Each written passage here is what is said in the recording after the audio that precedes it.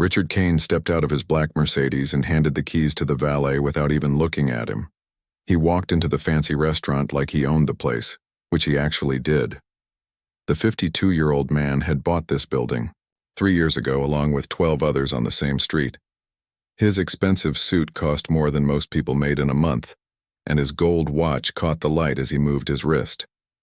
The waiter rushed over to greet him, but Richard barely nodded. He was used to people treating him like he was very important. After all, he owned more than 60 buildings in the city. His real estate company had made him millions of dollars, and he never let anyone forget it. Richard sat at his usual table and pulled out his phone. He had 3 missed calls from his lawyer, but he ignored them. Legal problems were just part of doing business, and he always found a way around them. Money had a way of making problems disappear, and Richard had plenty of money. At the same time, across town in the courthouse, Judge Monica Williams was finishing up her day. She had been on the bench for 8 years, and every day brought new challenges. The 45-year-old woman had worked hard to get where she was. Growing up in a poor neighborhood, she had studied late into the night by candlelight when the electricity was cut off. Her mother cleaned offices at night to pay for her books. Monica remembered the day she graduated from law school. Her mother sat in the front row, crying with pride. It had taken Monica 12 years of night school while working during the day, but she had made it. She became a prosecutor first, then worked her way up to become a judge. Some people had tried to make her journey harder because she was a black woman, but she never gave up. Now Judge Williams was known for being tough but fair. She treated rich defendants the same as poor ones. She treated white lawyers the same as black lawyers. In her courtroom, only the law mattered, not the color of your skin or the size of your bank account. That evening, Richard Kane was at home in his mansion, counting his money in a different way. He was looking at papers that showed how much rent he collected each month. His assistant, Mary, had left the monthly reports on his desk. The numbers were good, very good. But Richard had a secret way of keeping his numbers high. When black families came to look at his apartments, he told them the rent was much higher than it really was. When they could not pay the high price, he would act sorry and say the apartment was already taken. Then he would rent the same apartment to a white family for much less money. Richard also had another trick. If black tenants complained about broken heaters or leaking roofs, he would ignore them for months. But when white tenants called with problems, he fixed things right away. He thought he was very smart for doing business this way. His lawyer, Bob Miller, had called him many times about some tenants who were suing him. These tenants said Richard was treating them unfairly because of their race. They said he charged them more money and refused to fix their apartments. Bob kept telling Richard that this was serious, but Richard just laughed. Meanwhile, Judge Williams was at home reading case files for the next day. She lived in a small but comfortable house that she had bought with her own hard-earned money. Her daughter Lisa was doing homework at the kitchen table. Lisa was in high school and wanted to become a doctor. Judge Williams always told her that with hard work she could achieve anything. The phone rang and it was Judge Williams's mother. They talked every night, and her mother always asked about her day in court. Judge Williams never talked about specific cases, but she would tell her mother about the different types of people she saw. Some were good people who had made mistakes. Others were people who thought they were above the law. The next morning, Richard Kane woke up in his huge bedroom and looked out at his swimming pool. He had a meeting with his lawyer that morning, but he was not worried. He had been dealing with lawsuits for years. Usually, he would pay some money to make the problem go away and everyone would forget about it. Richard got dressed in another expensive suit and had his cook make him breakfast. He read the newspaper while he ate, looking at the business section to see if his company was mentioned. He liked seeing his name in print because it made him feel important. At the courthouse, Judge Williams was preparing for a busy day. She had several cases to hear, including one about a landlord who was accused of treating tenants unfairly. She read through all the papers carefully, as she always did. The case involved a company called Kane Properties, and there were many complaints from tenants. Bob Miller was nervous as he waited for Richard to arrive at his office. The case was getting more serious, and he knew his client was not taking it seriously enough. The tenants had good evidence, and the judge assigned to the case was known for not being impressed by money or fancy lawyers. When Richard finally arrived at Bob's office, he was 30 minutes late. He did not apologize for being late because he thought his time was more important than everyone else's time.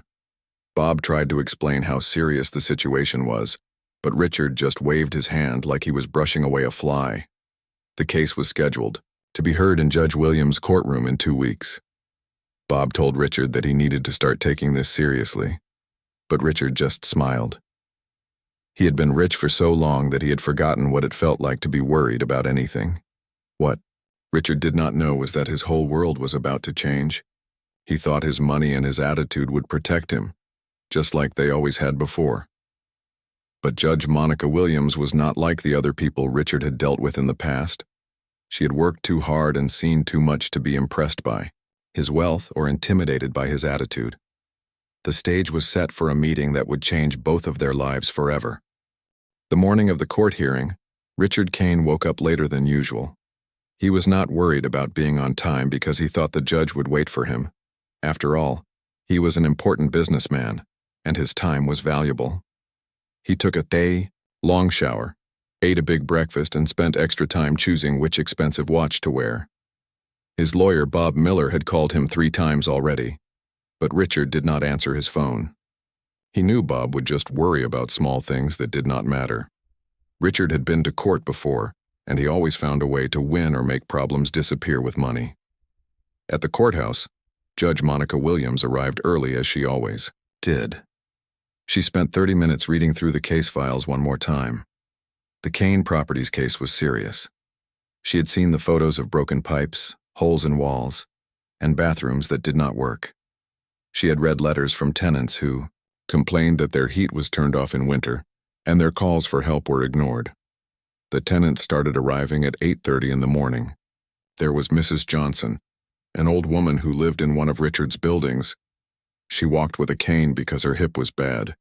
She had been waiting 4 months for Richard to fix her broken front door. Anyone could walk into her apartment, and she was scared to sleep at night. Next came the Martinez family. They had 3 small children and lived in an apartment where the heat had not worked all winter. When they called Richard's office, his workers would promise to come fix it. But no one ever came. The children got sick from the cold, and the family had to sleep in one bed to stay warm.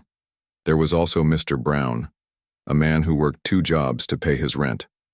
Richard's company had raised his rent 3 times in 1 year, but they never fixed the leak in his ceiling. Water dripped into buckets all day and all night. Mr. Brown could not sleep because of the constant dripping sound. Bob Miller was pacing back and forth in the hallway outside the courtroom. He kept looking at his watch and calling Richard's phone. The hearing was supposed to start at 9 o'clock, and it was already 8:55.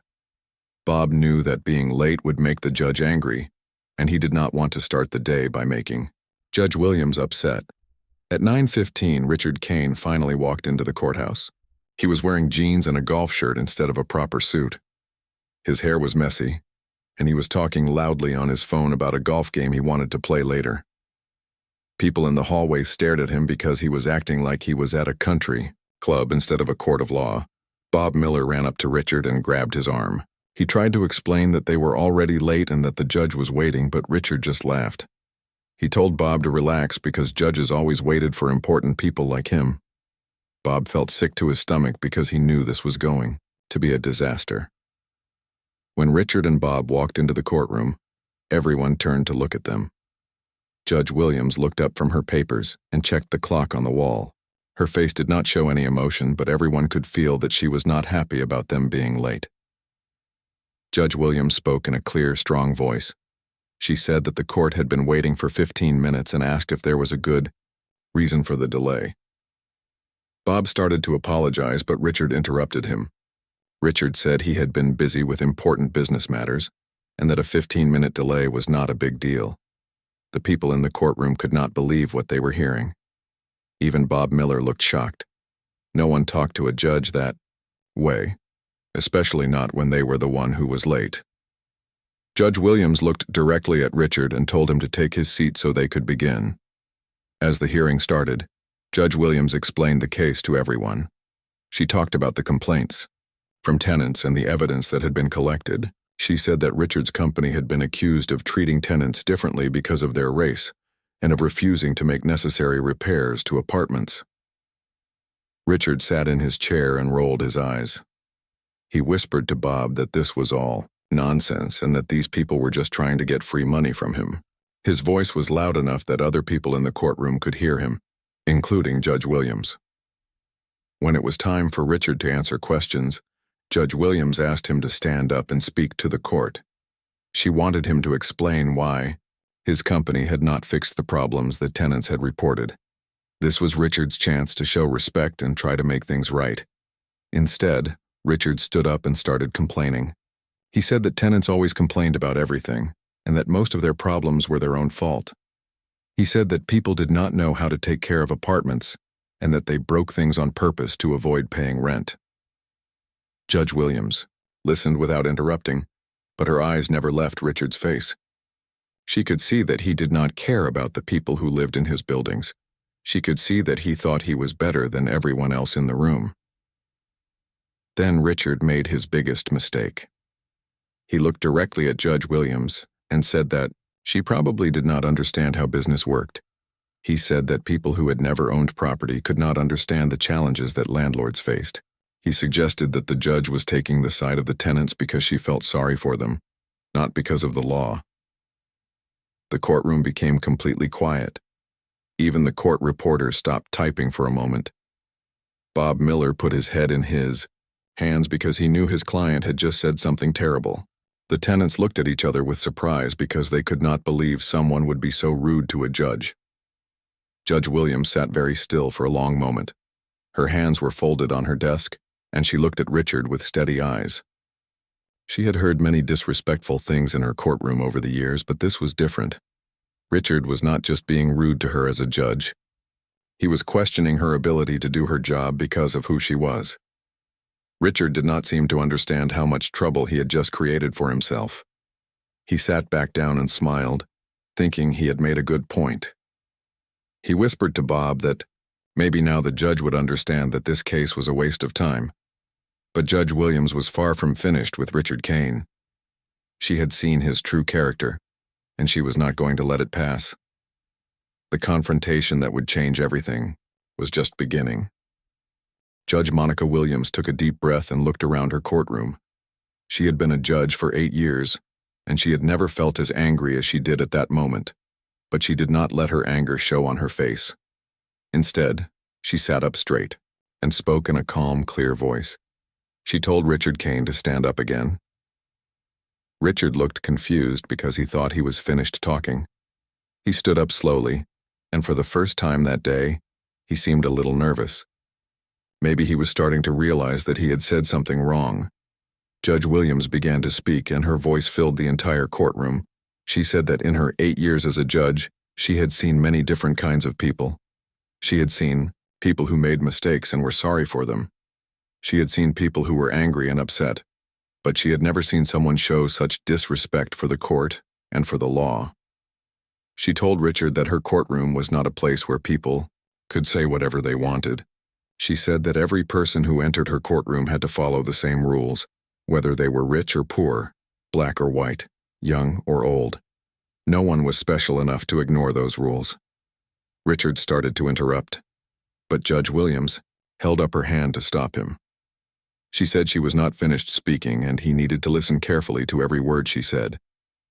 Judge Williams then did something that surprised everyone in the courtroom. She began to tell them about her life. She said that Richard had questioned whether she understood business, so she wanted to make sure everyone knew exactly who she was and what she had accomplished. She told them that she had grown up in a neighborhood where many families did not have enough money for food or rent. Her mother worked 3 jobs to pay for their small apartment. Judge Williams had studied by candlelight when they could not pay the electric bill. She had worn the same dress to school for weeks because it was the only one she owned, but she had never stopped studying.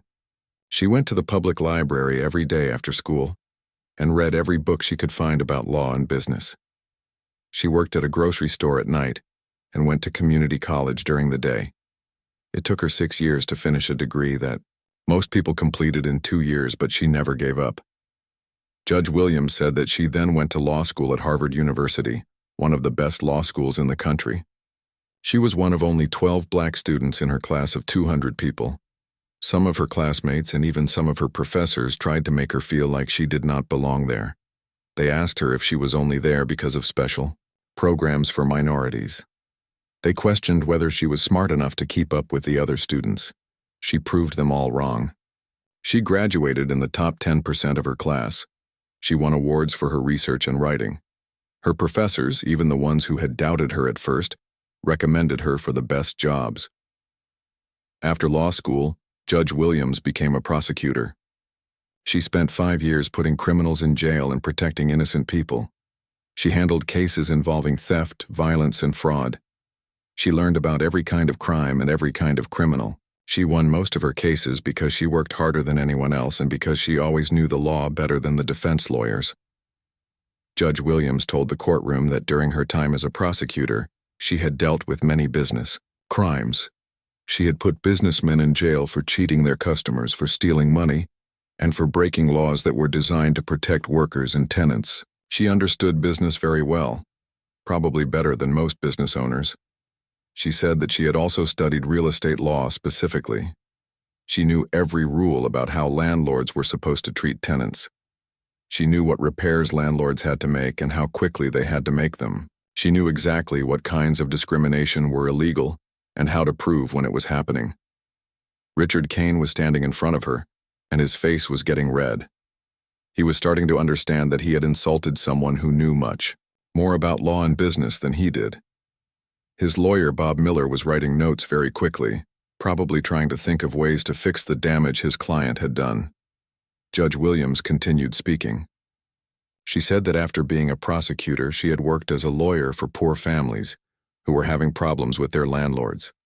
She had seen apartments with no heat in winter and no air conditioning in summer. She had seen children getting sick because of mold and lead paint. She had seen families forced to live with rats and cockroaches because their landlords would not pay for pest control. She said she had also seen landlords who charged different rents to different families based on the color of their skin. She had seen landlords who would fix problems quickly for white tenants, but ignore the same problems when black tenants complained. She had seen landlords who would lie about whether apartments were available when minorities came to rent them. Judge Williams looked directly at Richard and said that she had spent 15 years of her life learning about exactly the kinds of problems that were described in this case. She had probably forgotten more about landlord and tenant law than he had ever learned. She told Richard that his suggestion that she did not understand business was not just wrong, it was insulting. She said that her decisions in court were always based on facts and law, never on emotions or personal feelings.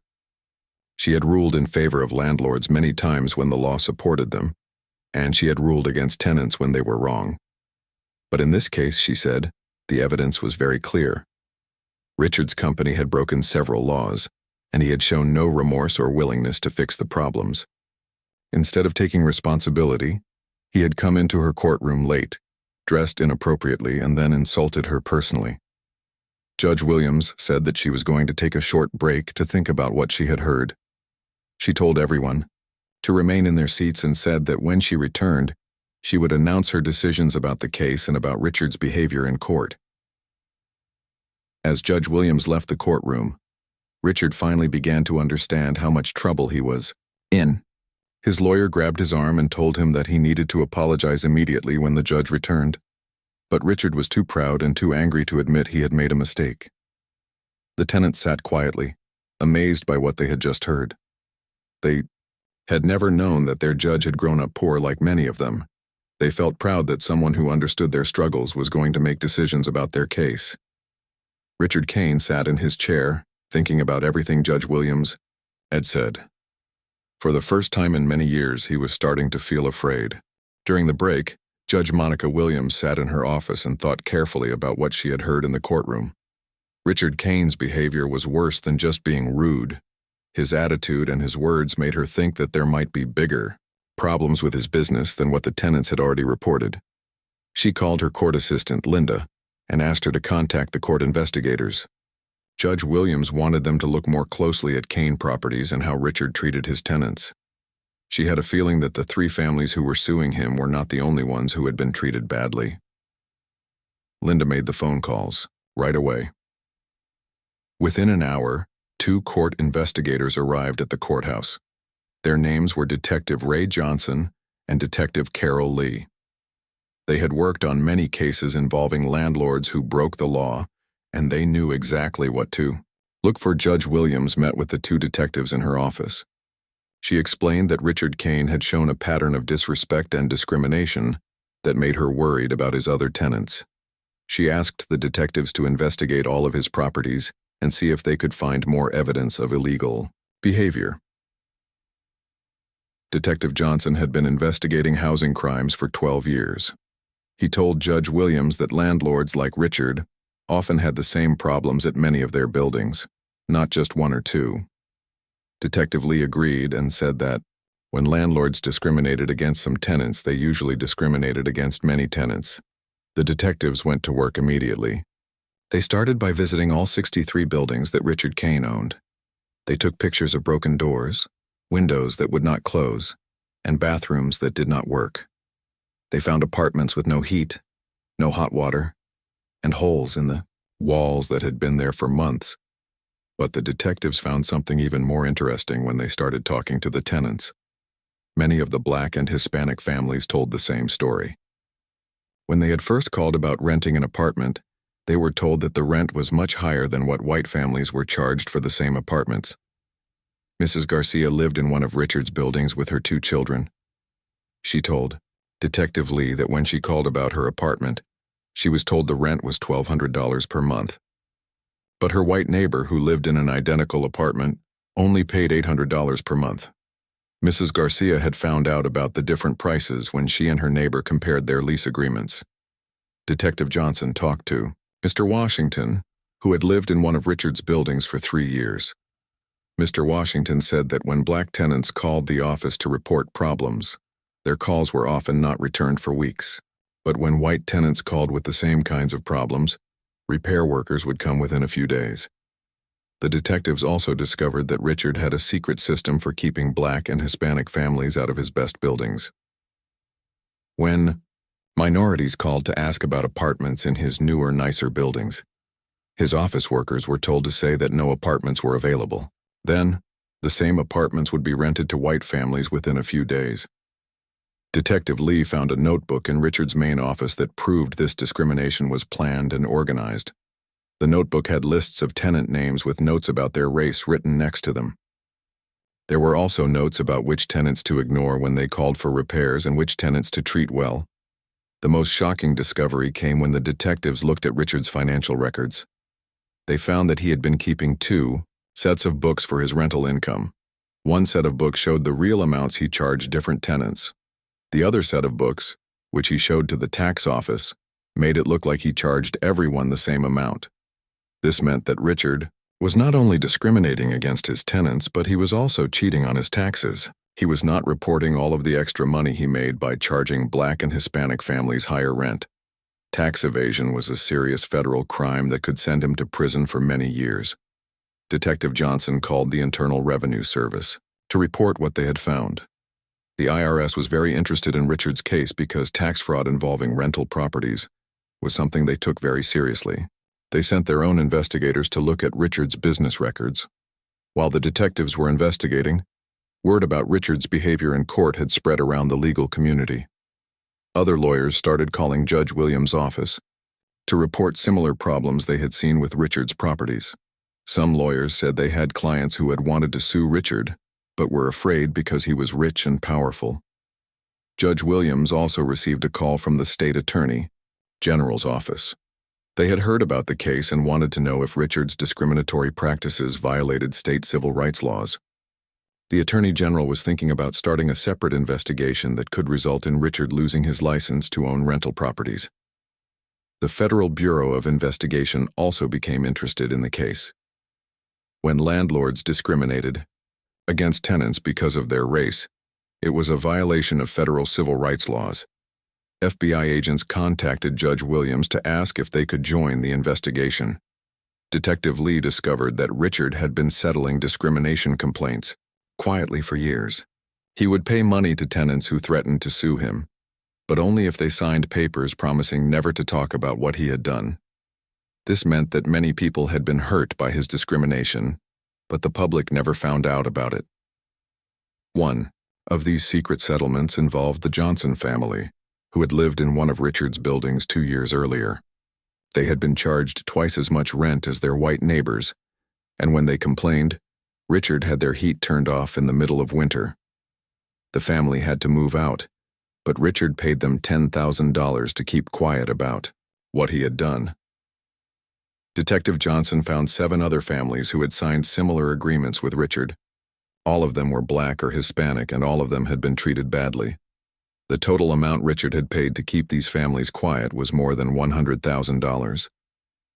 As the investigation continued, it became clear that Richard Kane was not just a rude businessman who had disrespected a judge.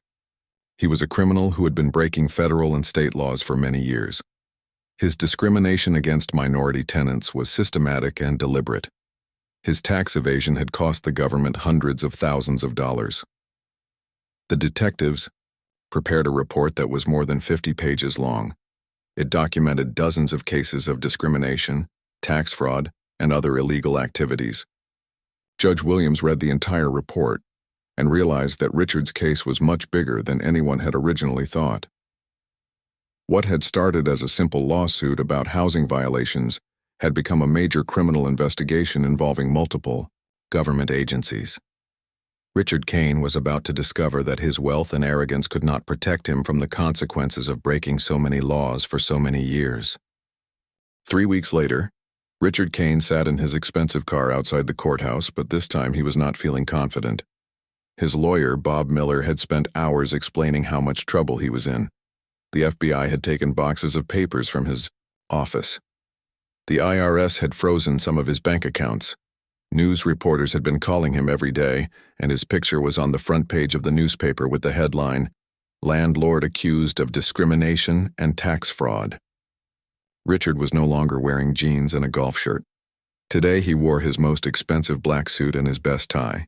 His hair was perfectly combed, and he had even practiced saying "Yes, Your Honor" and "No, Your Honor" with his lawyer. But it was too late for good behavior. When Richard walked into Judge Williams's courtroom, everything felt different than it had 3 weeks ago. The room was packed with people. There were reporters with cameras, government lawyers from 3 different agencies, and dozens of his former tenants who had come to watch what would happen to him. Mrs. Johnson was there, sitting in the front row with her cane beside her chair. The Martinez family was there with their 3 children. Mr. Brown was there, and so were many other families that Richard had never seen before. These were people from all of his buildings who had been hurt by his discrimination and neglect. Judge Williams entered the courtroom and everyone stood up. She looked more serious than Richard had ever seen her look. She sat down and asked everyone else to sit. Then she looked directly at Richard and told him to stand up. Richard's legs felt weak as he stood up. His lawyer, Bob Miller, stood beside him, looking nervous and tired. Bob had been working day and night for 3 weeks, trying to find a way to help his client, but the evidence against Richard was too strong. Judge Williams began to speak. She said that in her 8 years as a judge, she had never seen a case quite like this one. What had started as a complaint from 3 families had turned into an investigation that uncovered years of criminal behavior affecting dozens of families. She said that the court investigators had found evidence that Richard had discriminated against minority tenants in systematic and deliberate ways. He had charged them higher rent, ignored their repair requests, and used tricks to keep them out of his better buildings. This was not just poor business practices, but criminal violations of federal civil rights laws. Judge Williams also said that the IRS investigation had found that Richard had been cheating on his taxes for at least 5 years.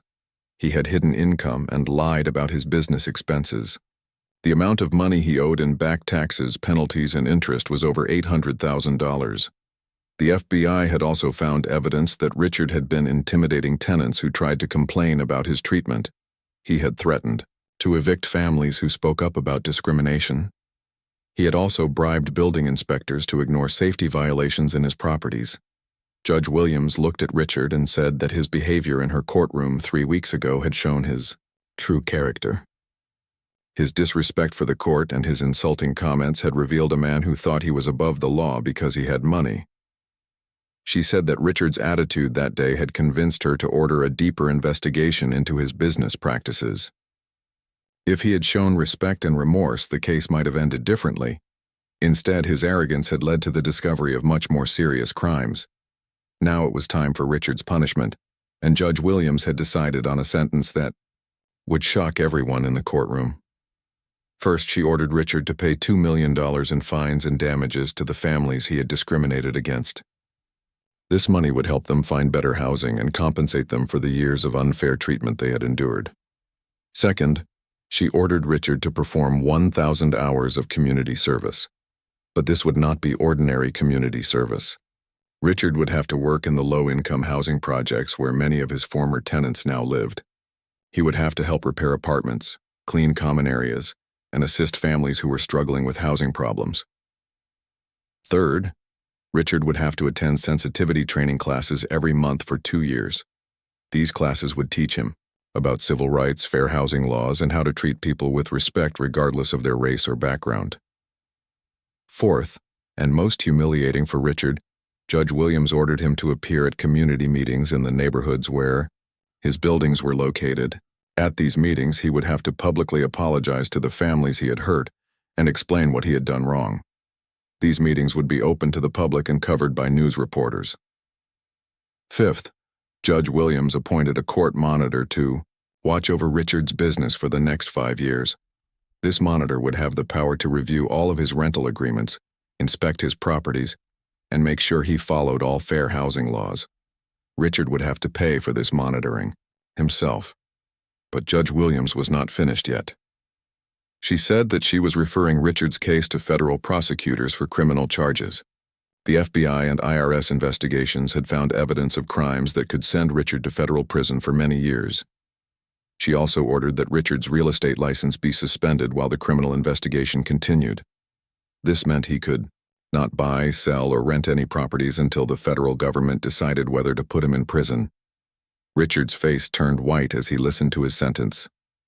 He had expected to pay some money and maybe do a few hours of community service. He had never imagined that he would lose control of his business and face the possibility of going to prison. Judge Williams saved her most powerful words for last.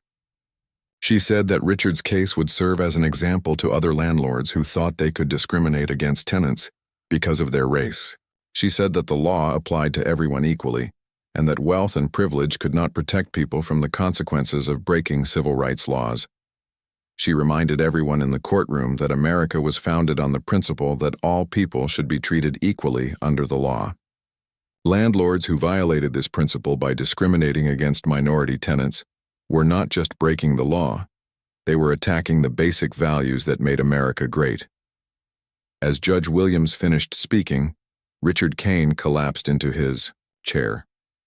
The man who had walked into her courtroom 3 weeks ago thinking he was untouchable now faced the complete destruction of his business empire and possibly many years in federal prison. The tenants in the courtroom began to clap and cheer. For the first time in years, they felt that someone had listened to their complaints and taken action to help them. Judge Williams had shown them that justice was possible, even for people who were not rich or powerful. Richard Kane learned that respect and fairness were not things he could buy with money. He learned that in America, even the richest person must follow the same laws as everyone else. Most importantly, he learned that a wise and fair judge like Monica Williams would always stand up for what was right, no matter who tried to intimidate or disrespect her.